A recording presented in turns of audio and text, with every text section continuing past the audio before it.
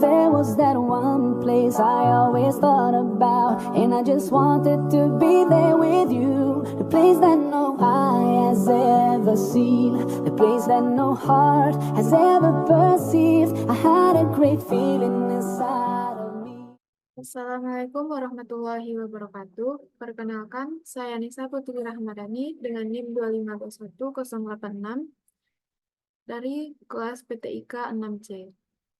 Pada kali ini, saya akan membagikan sebuah video pembelajaran sebagai salah satu syarat untuk menuntaskan nilai UAS pada mata kuliah jaringan nirkabel. Pada kali ini terdapat 3 pokok pembahasan yang utama. Yang pertama yaitu antena jaringan komputer, yang kedua yaitu internet satelit, dan yang ketiga jaringan seluler.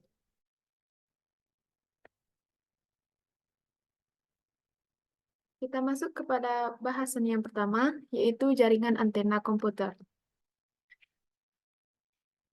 Antena jaringan komputer adalah perangkat yang digunakan untuk mengirim dan menerima sinyal komunikasi dalam sebuah jaringan.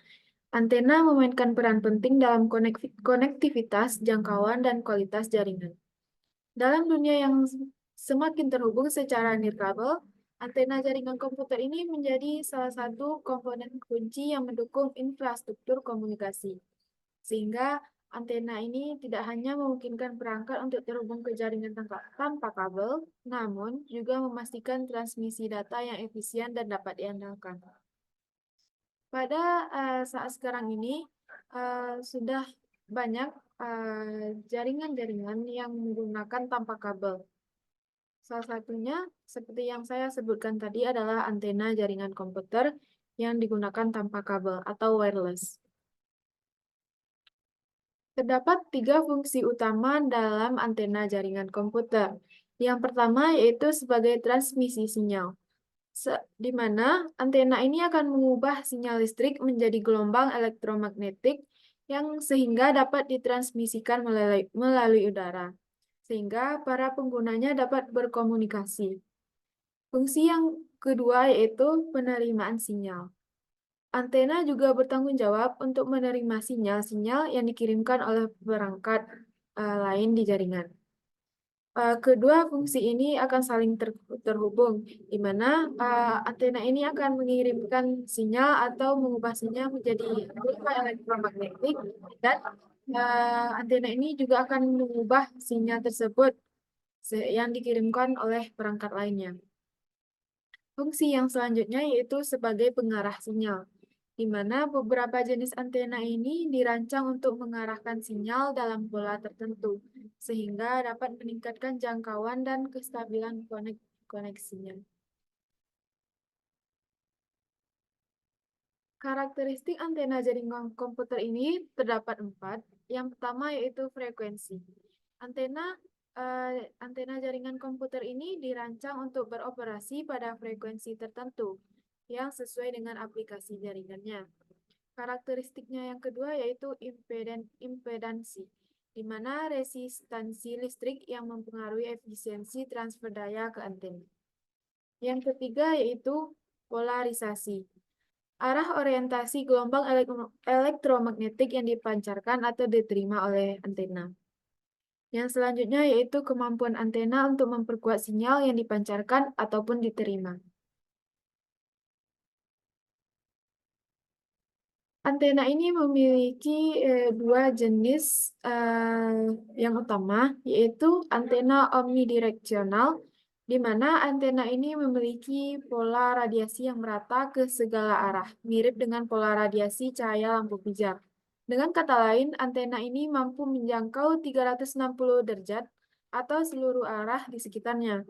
Sehingga antena omnidireksional ini cocok digunakan dalam lingkungan di mana perangkat-perangkat yang terhubung tersebar di sekitar antena dengan posisinya yang bervariasi atau letaknya yang tidak menentu.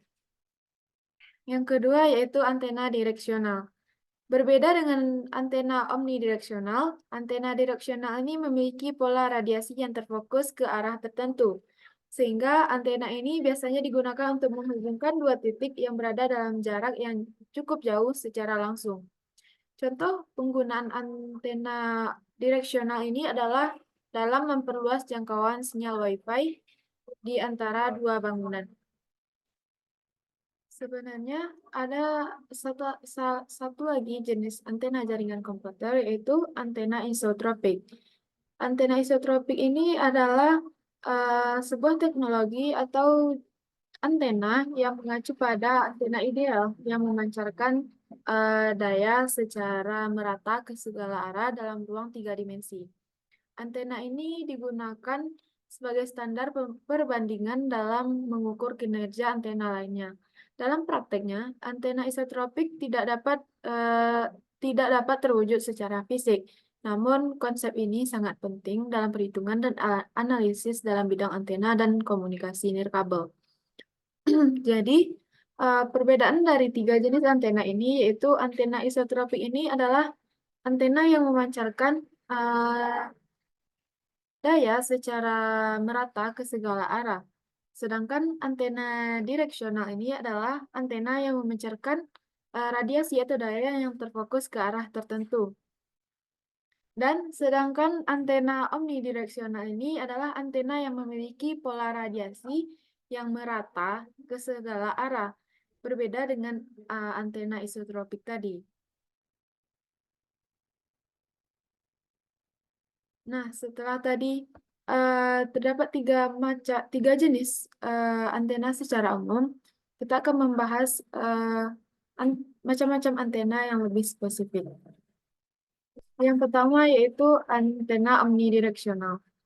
Seperti yang dijelaskan tadi, antena ini memiliki pola radiasi atau daya yang dipancarkan secara merata ke segala arah yang mirip dengan pola radiasi lampu pijar. Dengan kata lain, antena ini akan memancarkan dayanya atau radiasinya secara 360 derajat atau menyeluruh ke segala arah di sekitarnya.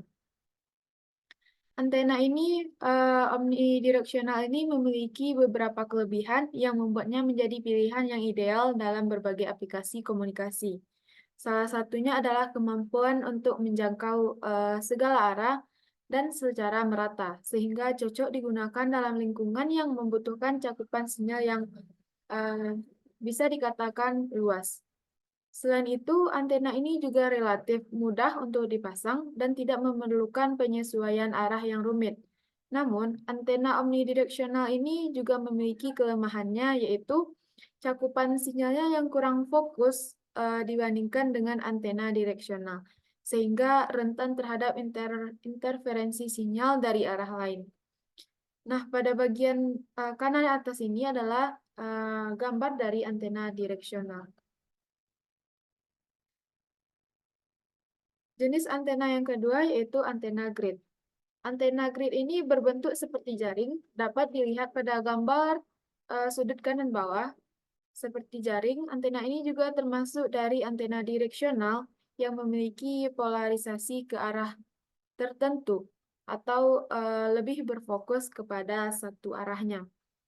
Antena ini juga banyak digunakan klien dari jarak jauh dengan menggunakan teknologi point-to-point, di mana yang disebut dengan pemancar dan penerima sama-sama menggunakan antena grid.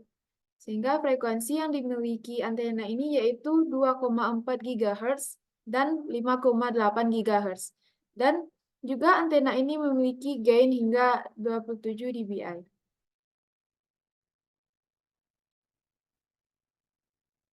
Antena yang ketiga yaitu antena PVC. Antena PVC ini adalah antena yang termasuk ke dalam jenis antena pemancar Wi-Fi yang terbuat dari pipa PVC yang dilapisi dengan aluminium foil. Dapat dilihat pada gambar kanan di bawah, gambarnya seperti PVC atau pipa dari PVC, sehingga antena ini lebih tahan terhadap berbagai cuaca dan juga tidak mudah berkarat meskipun dipasang di luar ruangan, karena antena ini terbuat dari pipa. Berbeda dengan antena sebelumnya, yaitu pada antena grid, antena ini terbuat dari besi ataupun aluminium. Antena PVC ini juga lebih tahan terhadap cuaca yang meskipun dipasang di luar ruangan, Namun, antena ini hanya mampu mencakup sinyal dalam jarak yang dekat, antara 200 hingga 300 meter. Adapun beberapa keunggulan dari antena PVC ini yaitu mudah dipasang, juga sangat mudah dalam pembuatannya. Yang kedua, yaitu harganya yang sangat terjangkau dibandingkan dengan antena lainnya.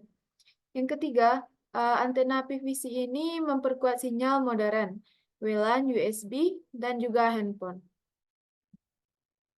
Yang selanjutnya yaitu antena Yagi. Antena Yagi adalah antena pemancar yang berbentuk seperti ikan. Bisa dilihat pada gambar di bawah ini adalah antena Yagi, di mana garis-garis tersebut seperti ikan, sehingga yang dilengkapi dengan pengarah dan pemantulnya yang berbentuk seperti batang. Antena ini juga termasuk dalam antena jaringan PTP atau point-to-point. Ini juga merupakan antena yang jarang sekali digunakan untuk jaringan. Antena ini mempunyai dua frekuensi, yaitu 2,4 GHz dan 5,8 GHz, dan gainnya sampai 16 dBi. Berbeda dengan antena PVC tadi, maksud saya berbeda dengan antena grid yang memiliki 2,4 GHz dan 5, GHz dengan gainnya hanya 27 dBi. Namun antena Yagi ini memiliki dBi yang lebih rendah daripada antena grid. Antena ini memiliki 3 bagian utama, yaitu driven, yaitu sebagai titik satu dari kabel antena dan mempunyai panjang fisik dan setengah panjang gelombang dari frekuensi radio yang dipancarkan ataupun diterima. Yang kedua itu direktor, yang merupakan bagian dari pengarah antena yang berukuran lebih pendek daripada driven. Selanjutnya itu reflektor. Reflektor ini adalah bagian belakang dari antena yang berfungsi sebagai pemantul sinyal dan mempunyai panjang fisik yang lebih panjang jika dibandingkan dengan driver. Yang selanjutnya yaitu antena sektoral. Antena sektoral ini adalah antena yang mirip dengan antena omni. Namun, antena ini dapat menampung klien dan sekaligus juga digunakan dalam jaringan point-to-point. Jika pada antena omni polarisasinya ke segala arah hingga mencapai 360 derajat dan juga merata ke segala arah, namun pada antena sektoral ini mempunyai polarisasi dengan arah tertentu, yaitu setengah dari antena omnidireksional, yaitu hanya 180 derajat. Biasanya antena ini berbentuk seperti tabung, dapat dilihat pada gambar di samping. Antena ini dipasang secara vertikal dengan sektoral dengan sudutnya sebesar 120 derajat. Tetapi ada beberapa cara pemasangan yang masih horizontal. Dan pada umumnya juga sektoral ini diaplikasikan dengan tower GSM HP. Antena yang selanjutnya yaitu antena EQUAD. Antena EQUAD ini adalah jenis antena pemancar WiFi yang masih merupakan bagian dari antena berjenis sektoral. Karena pola pemancar sinyalnya hanya dalam satu arah dan dibuat ke arah sudut yang lebih lebar. Antena ini materialnya lebih sedikit dan berukuran relatif sangat kecil dan juga memiliki gain sekitar 14 dBi.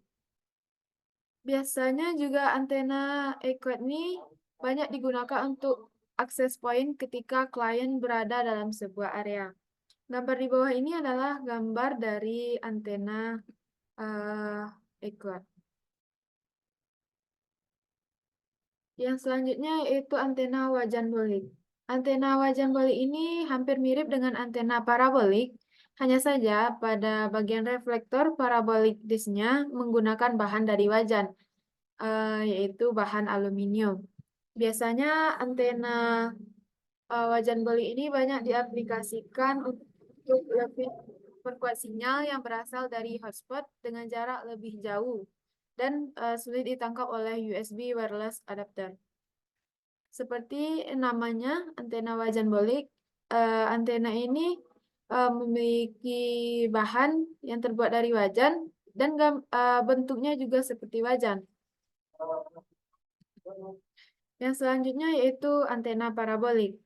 Antena parabolik ini hampir mirip dengan antena grid, tetapi antena parabolik ini mempunyai jangkauan yang lebih fokus, sehingga antena parabolik ini mempunyai gain antara 18 hingga 28 dBi dan diaplikasikan untuk tipe jaringan seperti PTP atau point-to-point yang jaraknya menengah hingga jarak jauh. Selanjutnya, saat kita memilih antena, kita harus mempertimbangkan beberapa hal. Yang pertama yaitu tipe aplikasinya. Kita harus menyesuaikan antena dengan kebutuhan aplikasi kita, seperti jangkauannya, arahnya, dan kecepatan transfer datanya. Jika kita ingin menggunakan antena yang terfokus kepada arah, maka kita bisa menggunakan antena di direksional. Yang kedua yaitu kita lihat spesifikasi teknisnya. Pertimbangan spesifikasi ini seperti frekuensi penguatannya, polarisasinya, dan impedansi antenanya. Pertimbangan yang ketiga adalah lingkungan instalasinya. Pertimbangan faktor seperti penghalang, interferensi, dan kondisi cuacanya juga harus dipertimbangkan. Saat kita memilih antena yang kita gunakan, kita harus bisa mempertimbangkan lingkungan seperti apa yang kita gunakan dan antena seperti apa yang akan cocok dengan lingkungan kita akan memasang antena tersebut. Yang selanjutnya biaya dan anggarannya. Kita juga harus menyesuaikan pemilihan antena dengan batasan anggaran yang tersedia. Jika kita ingin menggunakan antena yang lebih murah, maka kita jika kita ingin menggunakan anggaran yang lebih murah, maka kita juga harus mempertimbangkan antena yang dengan harga yang murah. Yang selanjutnya, optimalisasi kinerja antenanya. Yang pertama yaitu kekuatan sinyal. Pastikan antena kita itu memancarkan sinyal yang kuat dan stabil. Yang kedua yaitu cakupan areanya. Optimalisasi posisi dan orientasi antena untuk mendapatkan cakupan yang luas. Yang selanjutnya itu kecepatan transfernya. Harus disesuaikan konfigurasi antena untuk memaksimalkan kecepatan transfer datanya. Yang selanjutnya yaitu meminimalisasi interferensinya. Hindari sumber interferensi yang dapat mengganggu kinerja antenanya.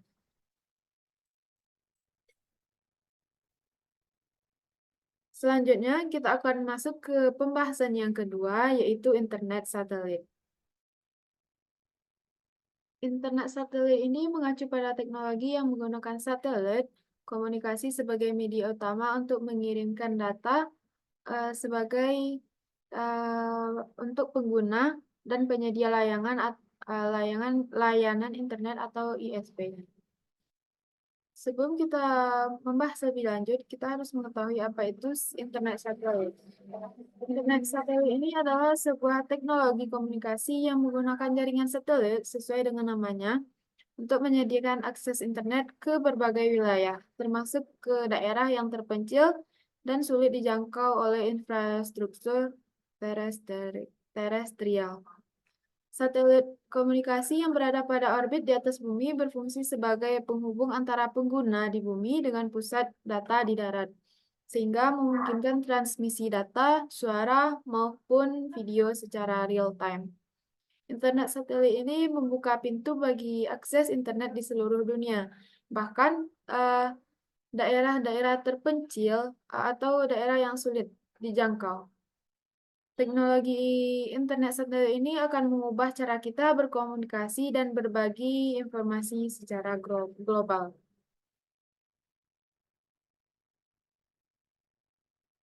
Kelebihan dari internet satelit ini yang pertama yaitu akses internetnya yang luas atau menyeluruh.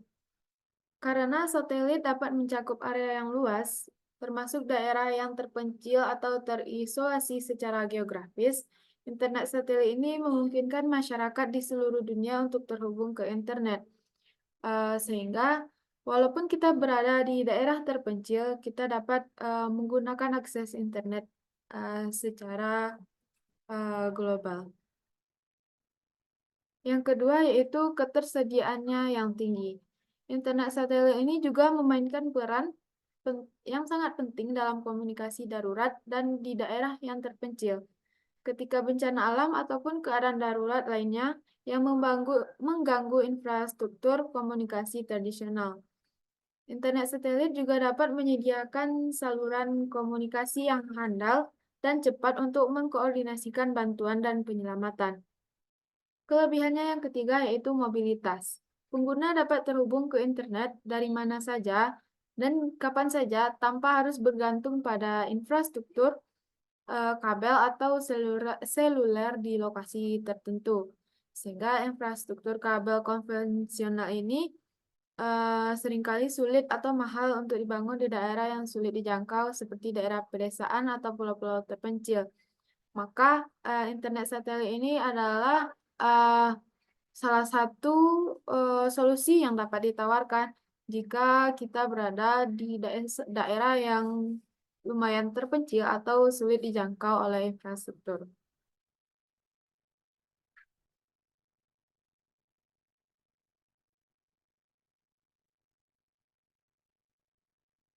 Namun di samping kekurangan juga ada di samping kelebihan juga ada kekurangan dari internet satelit.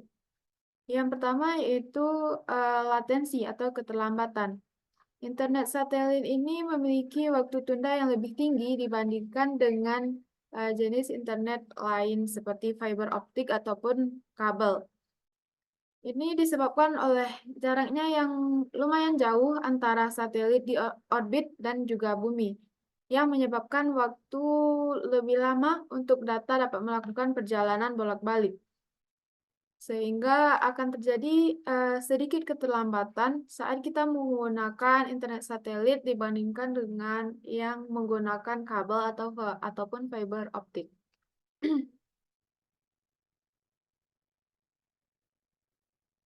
Yang selanjutnya, kekurangannya selanjutnya yaitu terletak pada biayanya.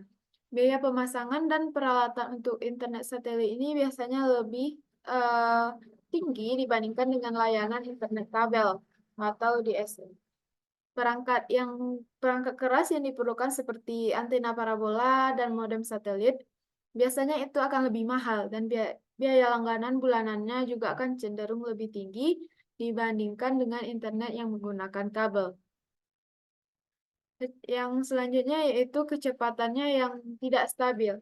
Kecepatan internet satelit ini dapat bervariasi tergantung pada cuaca, lokasi geografis, dan jumlah pengguna yang mengakses layanan secara bersamaan.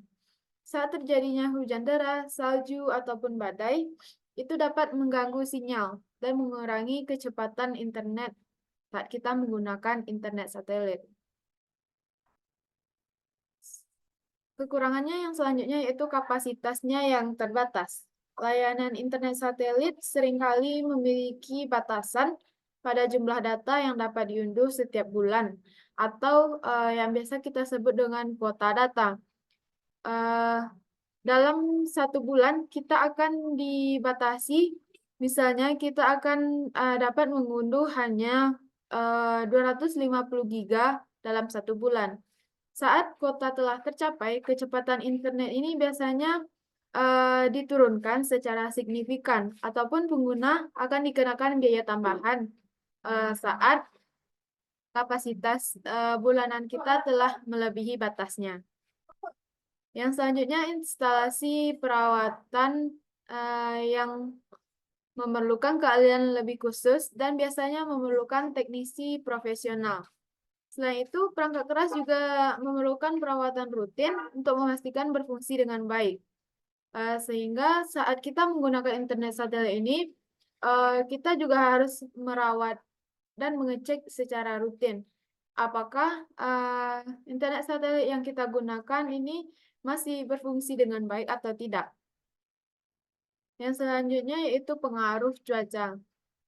Seperti yang telah dijelaskan tadi, internet satelit ini atau sinyal satelit ini sangat dipengaruhi oleh kondisi cuaca. Saat kondisi cuaca buruk, seperti terjadinya hujan badai, hujan salju, ataupun hujan lebat akan dapat mengganggu transmisi sinyalnya, sehingga menyebabkan koneksi internetnya akan melambat atau bahkan koneksi internet tersebut bisa jadi terputus. Sehingga saat kita menggunakan internet, jika terjadi hujan, maka koneksi internet tersebut bisa juga melambat. Yang selanjutnya yaitu penggunaan data yang terbatas. Banyak penyedia layanan internet satelit memperlakukan batasan penggunaan data yang ketat. Jika penggunaan melebihi batas penggunaan data, maka kemungkinan akan mengalami penurunan kecepatan internet. Atau yang seperti kapasitasnya yang dibatasi pada poin sebelumnya, yaitu kapasitasnya terbatas dalam setiap bulannya. Jika kapasitas tersebut sudah melebihi, maka itu kecepatannya bisa saja menurun atau bahkan kita akan dikenakan biaya tambahan.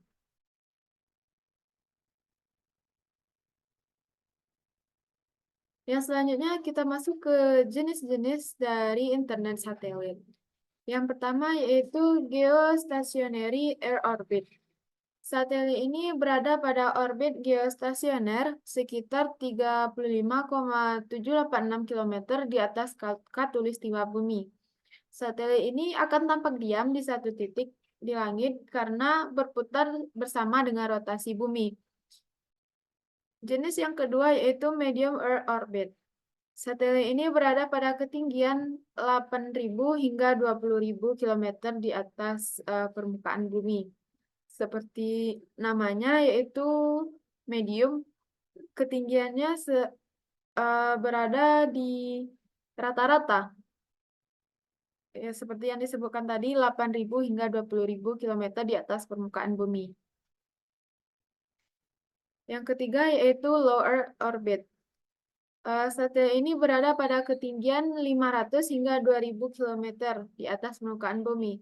Low Earth Orbit ini memiliki waktu tunda yang lebih rendah dibandingkan dengan geostationary Earth Orbit. Low Earth Orbit ini adalah jenis internet satelit yang paling rendah atau yang paling dekat ke permukaan bumi.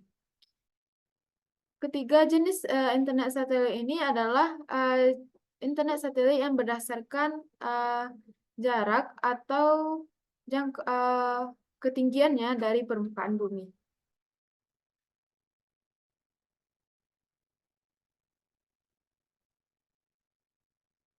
Yang selanjutnya yaitu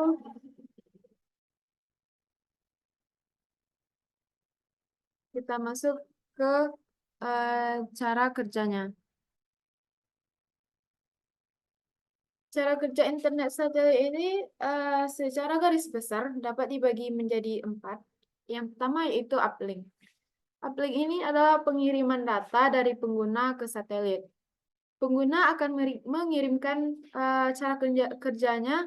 Pengguna akan mengirimkan permintaan ataupun data melalui antena parabola yang terhubung ke modem satelit di rumah atau di lokasi tertentu. Kemudian data ini akan dikirimkan ke satelit yang berada di orbit di atas bumi. Yang selanjutnya downlink. Pengiriman sebelum downlink kita akan memiliki perantara di antara satelit. Yang yaitu satelit ini akan menerima data dari user terminal dan mengirimkannya kembali ke stasiun yang sesuai. Kemudian satelit menerima dari user terminal dan mengirimkannya kembali ke stasiun bumi yang sesuai. Yang selanjutnya yaitu uplink. Uplink ini adalah pengiriman data dari satelit ke pengguna. Kebalikan dari uplink tadi, downlink ini adalah pengiriman data dari satelit ke pengguna, sedangkan uplink adalah pengiriman data dari pengguna ke satelit. Cara kerja dari downlink ini adalah yang pertama itu stasiun bumi akan menerima data dari satelit, kemudian akan memprosesnya dan mengirimkannya kembali ke jaringan internet global.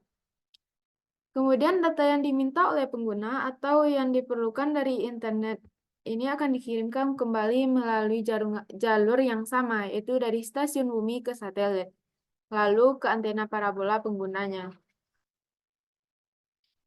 Yang selanjutnya yaitu akses ke jaringan internet. Stasiun bumi berfungsi sebagai gerbang antara jaringan satelit internet global dengan satelit. Kemudian data yang dikirimkan melalui satelit oleh pengguna akhirnya mencapai server atau website yang diminta, sehingga akan ada balasan atau informasi yang diminta yang dikirimkan kembali melalui proses yang terbalik.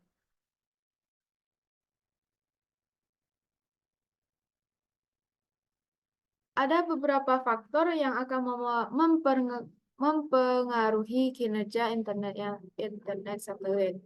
Yang pertama yaitu latensi.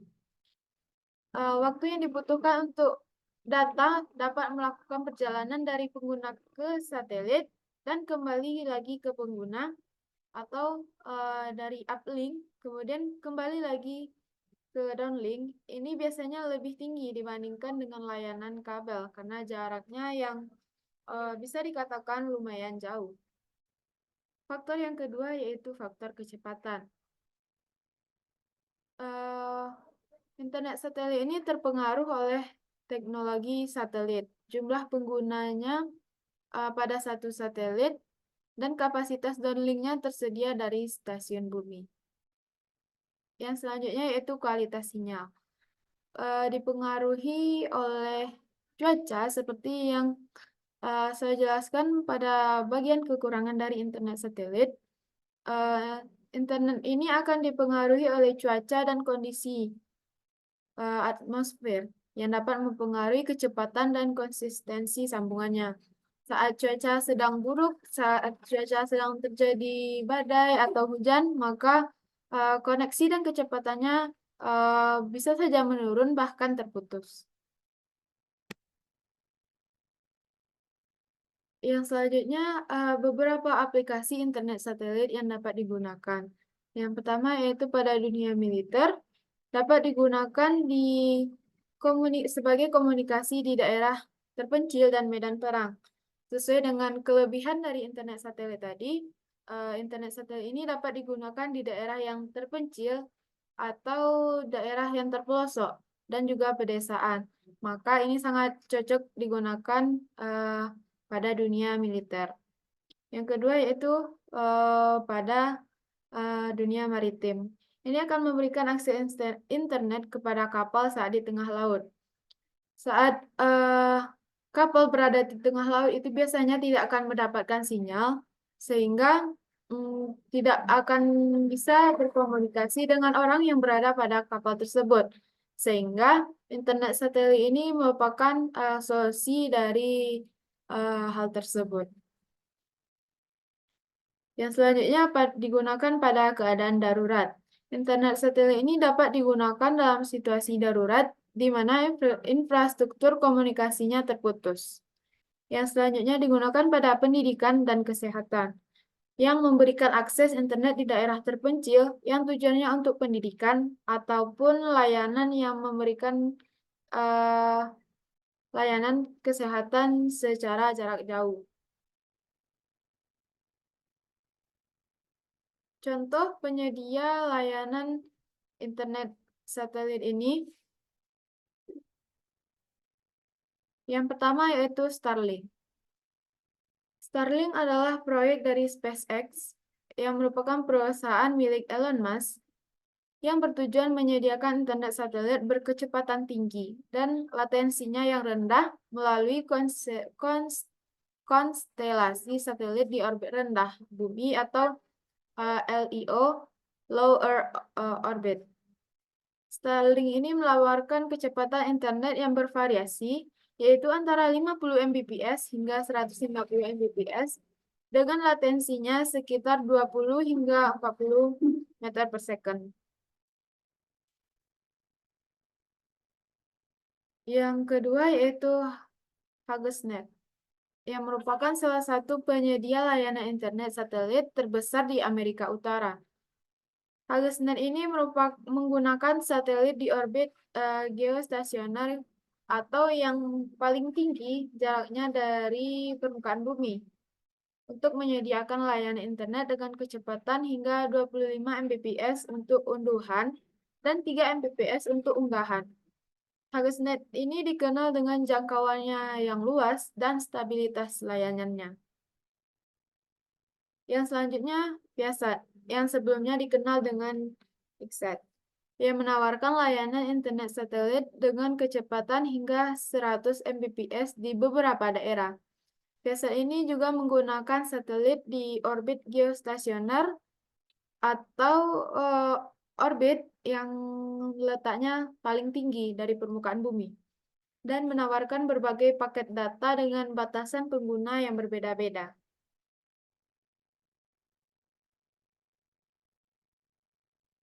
Penyedia selanjutnya yaitu OneWeb. OneWeb adalah perusahaan yang berfokus pada penyediaan internet satelit melalui konstelasi satelit LEO atau Low Earth Orbit, atau orbitnya yang paling rendah atau paling dekat dengan permukaan bumi. OneWeb berencana untuk menyediakan akses internet global dengan kecepatannya yang tinggi dan latensinya yang rendah, yang hampir mirip dengan Starlink. OneWeb ini telah meluncurkan beberapa satelit dan terus akan memperluas jaringannya. Yang selanjutnya yaitu Amazon Project Kuiper. Proyek ini adalah inisiatif dari Amazon untuk membangun konstelasi satelit LEO atau Low Earth Orbit yang menyediakan internet berkecepatan tinggi dan latensinya yang rendah. Meskipun layanan ini belum tersedia secara komersial, Amazon berencana meluncurkan ribuan satelit untuk mendukung proyek ini. Masih banyak contoh dari penyedia-penyedia layanan internet satelit. Namun internet satelit ini akan terus berkembang dengan teknologinya yang semakin maju, seperti konstelasi satelit LEO atau Low Earth Orbit yang dapat mengurangi latensinya dan meningkatkan kecepatan internetnya. Inovasi ini menjanjikan untuk membuat internet satelit menjadi lebih terjangkau dan efisien di masa yang akan datang. Namun perlu diingat, internet satelit ini biayanya cukup mahal. Selanjutnya, kita akan masuk ke pembahasan yang terakhir, yaitu pembahasan ketiga tentang jaringan seluler. Apa itu jaringan seluler? Jaringan seluler adalah sebuah sistem komunikasi nirkabel atau tanpa kabel yang memungkinkan perangkat seluler seperti ponsel dan tablet untuk terhubung dan saling berkomunikasi. Sistem ini terdiri dari menara seluler, stasiun pangkal, dan pusat kendali jaringan yang bekerja sama untuk menyediakan layanan telekomunikasi.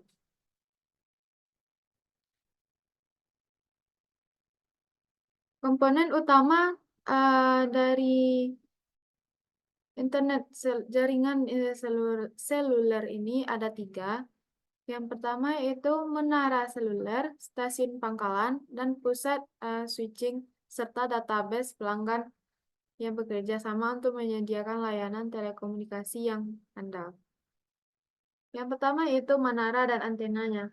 Menara seluler dan antena adalah komponen utama yang bertanggung jawab untuk memancarkan dan menerima sinyal radio dan memungkinkan komunikasi pada jaringan seluler. Yang selanjutnya yang kedua yaitu perangkat pelanggannya. Perangkat pelanggan ini yang dimaksud adalah smartphone, tablet, dan juga perangkat lain yang digunakan pelanggan untuk mengakses layanan jaringan seluler dan merupakan komponen yang penting di dalam jaringan ini. Yang selanjutnya yaitu pusat kendali, di mana pusat kendali ini seperti server, pusat switching, dan sistem manajemen yang menghubungkan serta mengontrol seluruh jaringan seluler yang merupakan bagian inti dari infrastruktur. Cara kerja dari internet seluler ini atau jaringan seluler ini adalah ketika pengguna melakukan panggilan atau melakukan akses internet, perangkat seluler akan mengirimkan sinyal radio ke menara seluler terdekat, sehingga sinyal tersebut kemudian akan diteruskan ke stasiun pangkalan, dan jaringan inti untuk diproses dan dikirimkan ke tujuannya.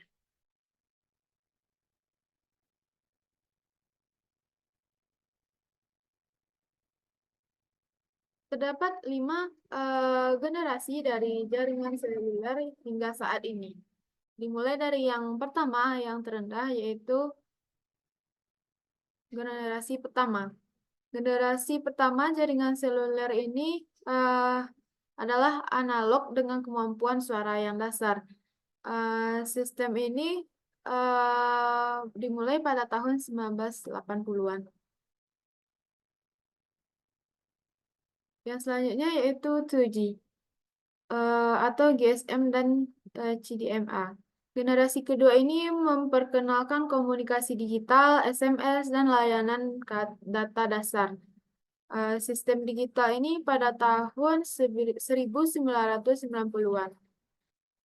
Yang selanjutnya yaitu 3G. Generasi ketiga ini meningkatkan kecepatan data untuk mendukung internet dan layanan multimedia. Akses data berkecepatan tinggi ini dimulai pada tahun 2000-an. Yang selanjutnya yaitu 4G atau LTE. Di mana 4G atau LTE ini merupakan generasi keempat yang menyediakan kecepatan data yang cukup tinggi untuk streaming video, internet cepat, dan aplikasi berbasis cloud. Konektivitasnya yang super cepat dimulai sejak tahun 2010-an. Saat ini pada daerah kita ini masih menggunakan 4G atau LTE. Nah, yang selanjutnya yaitu generasi kelima atau 5G yang menawarkan kecepatan data yang paling tinggi di antara generasi-generasi sebelumnya dengan latensinya yang rendah dan kemampuannya untuk mendukung banyak perangkat IoT. 5G ini merupakan teknologi masa depan dengan kecepatan ultra fast. Jaringan seluler ini telah mengalami evolusi teknologi yang pesat sejak diperkenalkan pertama kali pada tahun 1980-an atau pada generasi pertama. Dari sistem analog generasi pertama hingga generasi kelima atau 5G yang sangat cepat dan paling tinggi dan juga paling canggih hingga saat ini. Industri ini akan terus berkembang mengikuti kemajuan teknologi. Yang selanjutnya yaitu keuntungan menggunakan jaringan seluler. Yang pertama yaitu mobilitas. Jaringan seluler ini memungkinkan pengguna untuk tetap terhubung saat bergerak.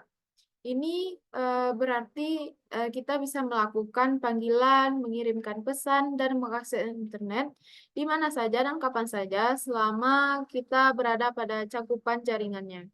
Mobilitas ini sangat penting bagi seseorang yang bekerja di lapangan, sebagai pelancong, dan orang-orang yang sering berpindah tempat atau bepergian. Yang kedua yaitu aksesibilitas. Jaringan seluler dapat menjangkau area yang tidak terjangkau oleh jaringan kabel, seperti di daerah pedesaan, pegunungan, juga wilayah terpencil. Ini akan memungkinkan orang-orang di daerah tersebut akan memiliki akses ke komunikasi dan informasi yang sebelumnya mungkin tidak tersedia pada daerah tersebut. Yang selanjutnya yaitu kecepatan dan kemampuan data. Generasi terbaru dari jaringan seluler seperti 4G yang dimulai pada tahun 2010-an dan 5G yang menawarkan kecepatan data yang sangat tinggi. Ini akan memungkinkan pengguna untuk melakukan streaming video dengan berkualitas yang sangat tinggi, bermain game online, dan mengunduh serta mengunggah file yang besar. Dan dapat menggunakan aplikasi berbasis cloud dengan lancar tanpa konektivitas yang terputus-putus. Yang selanjutnya yaitu fleksibilitasnya. Jaringan seluler mendukung berbagai perangkat, termasuk seperti smartphone, tablet, laptop, dan perangkat IoT lainnya. Fleksibilitas ini akan memungkinkan berbagai aplikasi dan layanan, mulai dari komunikasi dasar hingga layanan yang canggih seperti smart home dan kendaraan otonom.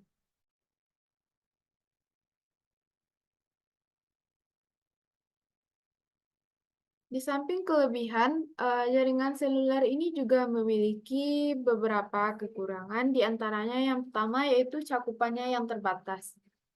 Jaringan seluler tidak selalu memiliki cakupan yang sempurna, terutama di daerah pedesaan, pegunungan, maupun di area yang terpencil. Di tempat-tempat ini, sinyal biasanya lemah atau bahkan tidak ada sama sekali, sehingga layanan menjadi tidak dapat diandalkan. Kekurangannya yang kedua yaitu kualitas sinyalnya. Kualitas sinyal dari jaringan seluler dapat dipengaruhi oleh beberapa faktor seperti cuaca, bangunan yang tinggi, dan hambatan fisik lainnya. Sinyalnya yang lemah dapat menyebabkan panggilan kita terputus saat berkomunikasi. Penurunan kecepatan internet dan kualitas layanannya yang bisa dikatakan buruk. Kekurangannya yang selanjutnya yaitu biayanya. Dari segi biayanya, saat kita menggunakan jaringan seluler, terutama untuk data, itu bisa jadi akan mahal. Karena paket data seringkali memiliki batasan. Dan jika pengguna melebihi batas ini, maka mungkin akan dikenakan biaya tambahan yang tinggi. Ini bisa menjadi masalah bagi pengguna dengan anggaran terbatas. Saat kita memiliki paket data, misalnya kita membeli paket data dalam 1 bulan itu 10 giga, saat kita memakainya lebih dari eh, saat kita memakainya kurang dari 10 giga itu tidak akan memiliki biaya tambahan. Namun saat kita eh, mengakses internet dalam 1 bulan itu lebih dari 10 giga itu akan dikenakan biaya tambahan yang bisa dikatakan cukup tinggi. Yang selanjutnya yaitu keamanan. Meskipun jaringan seluler modern memiliki fitur keamanan yang lebih baik, mereka tetap akan rentan terhadap serangan cyber, penyadapan, dan juga pelanggaran privasi. Data yang dikirim melalui jaringan seluler dapat diintersepsi jika tidak dienkripsi dengan benar. Yang selanjutnya, jaringan seluler ini juga dipengaruhi oleh cuaca. Saat cuaca sedang buruk seperti terjadinya hujan deras dan badai akan mempengaruhi kualitas sinyal dari jaringan seluler kita. Kondisi ini tidak dapat menyebabkan gangguan komunikasi. Kondisi ini akan dapat menyebabkan gangguan komunikasi dan penurunan kecepatan data. Nah, selanjutnya itu aplikasi jaringan seluler. Yang pertama yaitu komunikasi suara dan pesan. Jaringan seluler memungkinkan pengguna melakukan panggilan telepon dan mengirimkan teks atau yang biasa kita gunakan pada saat sekarang ini. Yang kedua yaitu akses internetnya. Jaringan seluler menyediakan konektivitas data untuk browsing, streaming, dan media sosial.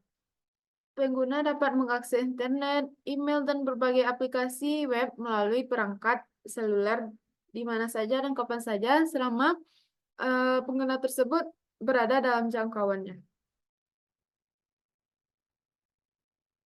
Yang selanjutnya yaitu navigasi dan GPS. Layanan penentuan lokasi pada jaringan seluler memungkinkan navigasi dan pelacakan.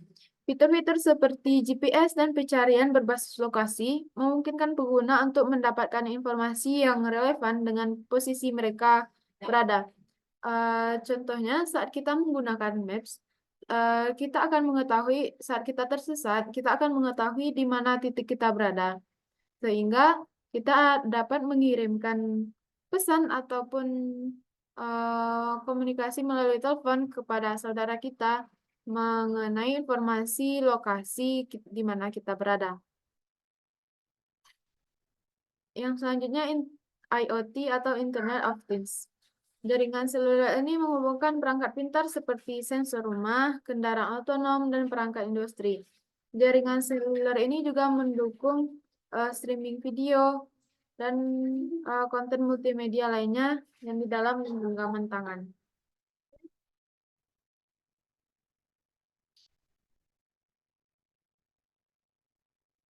Dan selanjutnya yaitu bagaimana dengan masa depan jaringan seluler. Jaringan seluler ini akan terus berkembang pesat dengan teknologi yang terbaru seperti 5G dan IoT yang akan membawa banyak perubahan di masa yang akan datang. Berbagai inovasi dan tren yang akan mempengaruhi cara kita menggunakan dan memanfaatkan jaringan internetnya. Yang pertama itu adalah 5G dan B1. Pengembangan jaringan 5G ini akan lebih luas dan adopsi dari teknologi jaringan masa depan akan mungkin ada seperti jaringan 6G. Yang selanjutnya yaitu konektivitas globalnya. Proyek-proyek untuk menyediakan akses internet global termasuk melalui satelit. Yang selanjutnya itu keamanannya akan lebih ditingkatkan dari yang sebelumnya. Langkah-langkah keamanan yang lebih kuat untuk melindungi data dan privasi pengguna akan lebih ditingkatkan daripada sebelumnya.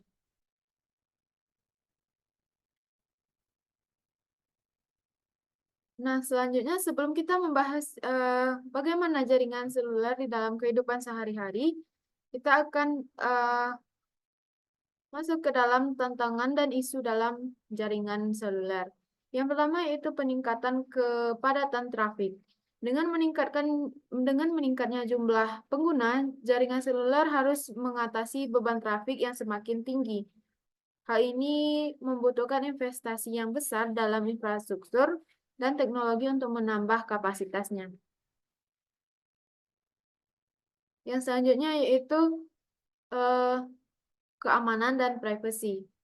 Keamanan jaringan seluler dan privasi data pengguna menjadi tantangan yang krusial, sehingga diperlukan sistem keamanan yang lebih canggih untuk melindungi data dari ancaman cyber dan kebocoran data yang sensitif. Selanjutnya itu interoperabilitas dan standarisasi. Perbedaan standar dan protokol antara operator jaringan seluler dapat menghambat interkonektivitas dan koordinasi global diperlukan untuk mengembangkan standar yang saling kompatibel. Selanjutnya yaitu regulasi dan perizinan. Pengaturan frekuensi radio, perizinan infrastruktur, dan kebijakan teknologi yang baru menjadi tantangan regulasi yang kompleks bagi operator jaringan seluler. Nah, selanjutnya jaringan seluler dan kehidupannya sehari-hari. Bagaimana kaitannya dalam kehidupan kita sehari-hari? Yang pertama itu komunikasi suara. Dalam komunikasi suara, kita menggunakan panggilan telepon yang memungkinkan pengguna tetap terhubung dengan keluarga dan rekan kerja dimanapun ia berada saat masih di dalam jangkauan jaringan tersebut. Yang kedua yaitu layanan datanya. Akses internet seluler memudahkan kita browsing, streaming, dan penggunaan aplikasi lainnya di mana saja dan kapan saja. Yang selanjutnya yaitu navigasi dan layanan GPS pada perangkat seluler akan membantu pengguna atau kita menemukan rute tercepat dan terdekat. Saat kita menggunakan Maps, kita akan bisa mencari jalur terdekat dan tercepat. Yang selanjutnya yaitu IoT. Konektivitas ini memungkinkan perangkat pintar di rumah atau smart home, kendaraan, dan perkantoran yang terhubung.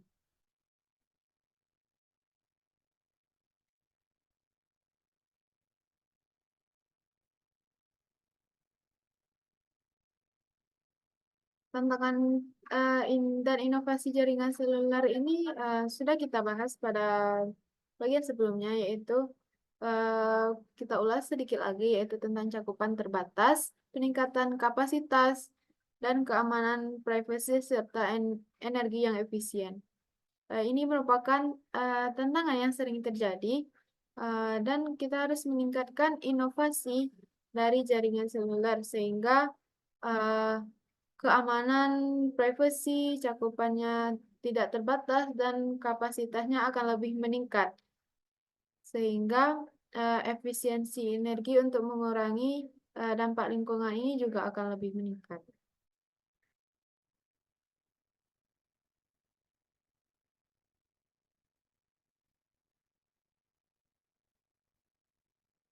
Nah, itulah materi terakhir dari saya. Apabila ada kesalahan atau kekurangan, saya mohon maaf. Assalamualaikum warahmatullahi wabarakatuh.